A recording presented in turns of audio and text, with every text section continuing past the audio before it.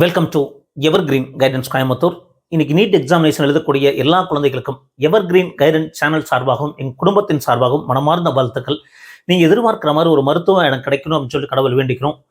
NEET examination போகிறதுக்கு முன்னாடி மிக முக்கியமான 4 டிப்ஸ் அப்படின்னு பார்த்தீங்கன்னா, நீங்கள் அட்மிட் கார்டு எடுத்துக்கணும். அட்மிட் கார்டில் பாஸ்போர்ட் சைஸ் ஃபோட்டோ ஒட்டிருக்கீங்களா, போஸ்ட் கார்டு சைஸ் ஃபோட்டோ ஒட்டிருக்கீங்களா, தம்ப் இம்ப்ரெஷன் வச்சிருக்கீங்க, லெஃப்ட் ஹேண்ட் தம்ப் இம்ப்ரெஷன் ஹரிஜான்டலாக வச்சுக்கோங்க. அடுத்தது சிக்னேச்சர் போடக்கூடாது, இன்விஜிலேட்டர் முன்னாடி தான் போடணும், ஃபர்ஸ்ட் திங்.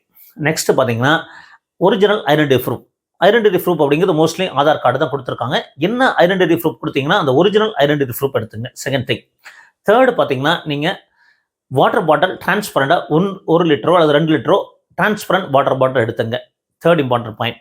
அடுத்தது எக்ஸாமினேஷன் ஹாலுக்கு போகும்போது அன்னெசரியாக நீங்கள் ஏதாவது வச்சிருக்கலாம். அதாவது நம்ம ட்ராவல் பண்ணும்போது ஃபார்முலாஸ் எழுதி படிச்சுட்டு வந்திருப்போம், ஏதாவது பேப்பர்ஸ் இருந்தால் எல்லாத்தையும் எடுத்து வெளியே போட்டு ரிலாக்ஸாக போங்க. இன்னொன்று இம்பார்ட்டன்ட் பாயிண்ட்டு, நம்ம எக்ஸாமினேஷன் ஆரம்பிக்கும் போது இந்த ஓஎம்ஆரை தவறில்லாமல் ஃபில் பண்ணுறோம். அடுத்தது நமக்கு ஃபிசிக்ஸில் ஆரம்பிக்கலாமா, கெமிஸ்ட்ரியில் ஆரம்பிக்கலாமா, பயாலஜியில் ஆரம்பிக்கலாமா அப்படிங்கிற சந்தேகம் நிறைய பேருக்கு இருக்கும்.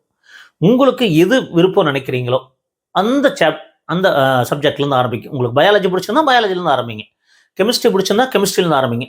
இன்னொருத்தர் சொல்கிறாங்கிறதுக்காக நீங்கள் எல்லாரும் சொல்கிறத நீங்கள் கேட்கணுங்கிறதுல உங்களுக்கு என்ன விருப்பம் அப்படிங்கிறத பார்த்து அந்த மாதிரி சப்ஜெக்டை நீங்கள் ஃபஸ்ட்டு ஸ்டார்ட் பண்ணி எழுதுங்க. ஓஎம்ஆர் ஷேடிங் ரொம்ப கவனமாக பண்ணுங்க, டபுள் ஷேடிங் பண்ணாதீங்க. அது ஏதாவது ஒரு கேள்விகளுக்கு ஆன்சர் தவறாக பண்ணிட்டா கூட டென்ஷன் ஆகாமல் பொறுமையாக பண்ணிங்கன்னா கண்டிப்பாக நீங்கள் நீட் எக்ஸாமினேஷன் நல்ல முறை எழுத முடியும், நல்ல மார்க் வாங்க முடியும். நீங்கள் எதிர்பார்த்த மாதிரி ஒரு மருத்துவ இடம் கிடைக்கிறதுக்கு வாய்ப்புகள் இருக்குது. வாழ்த்துக்கிறேன். நன்றி, வணக்கம்.